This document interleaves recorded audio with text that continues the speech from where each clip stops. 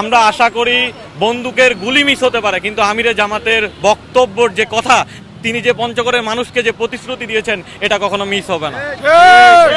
পঞ্চগড় এক আসনের মানুষ সার্জিস আলমকে যে পরিমাণ সাড়া দিচ্ছে, তাতে আমরা আশা করি 12 তারিখ ব্যালট বিপ্লব হতে যাচ্ছে পঞ্চগড় এক আসনের মানুষের জন্য। আজকের সমাবেশ আপনারা দেখেছেন, মাঠের চিনিকল মাঠের কানায় কানায় পূর্ণ ছিল, রোডের বিভিন্ন প্রান্তরে মানুষ ছিল। আপনারা দেখেছেন আশেপাশের বিভিন্ন জায়গায় প্রায় 5 কিলোমিটার এরিয়া জ্যাম ছিল।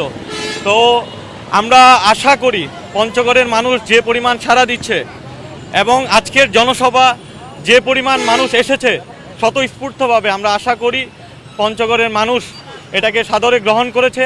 আমিরে জামাত তার বক্তব্যের মাঝে তুলে ধরেছেন পঞ্চগড় এক আসনে জননেতা জনাব সার্জিস আলম ভাইকে তুলে দিয়েছেন পঞ্চগড় এক আসনের মানুষের হাতে, এবং পঞ্চগড় 2 আসনে আমরা দেখেছি দাড়িপাল্লা প্রতীক জনাব সফিউল্লাহ সুফি ভাই ওনাকে তুলে দিয়েছেন পঞ্চগড় 2 আসনের মানুষের হাতে। তো আজকে আমরা মনে করি যে নির্বাচন আমরা আচরণবিধিতে লক্ষ্য করি বিএনপির বিভিন্ন জায়গায় যে পরিমাণ হচ্ছে পোস্টার এবং যে পরিমাণ আমরা ফেস্টুন দেখতে পাচ্ছি, নির্বাচন আচরণবিধিমালায় যে পরিমাণ মাপজোক ছিল, এটা আমরা তাদের ব্যানারের সাথে 1% মিল দেখতে পাইতেছি না। তো আমরা জেলা রিটার্নিং কর্মকর্তাকে অনুরোধ করব যেন তিনি এই বিষয়গুলো ভালোভাবে দেখভাল করেন এবং পঞ্চগড়ে যেন তিনি লেভেল প্লেইং ফিল্ড যে কথা বলা হয়, এটি যেন ঠিক থাকে।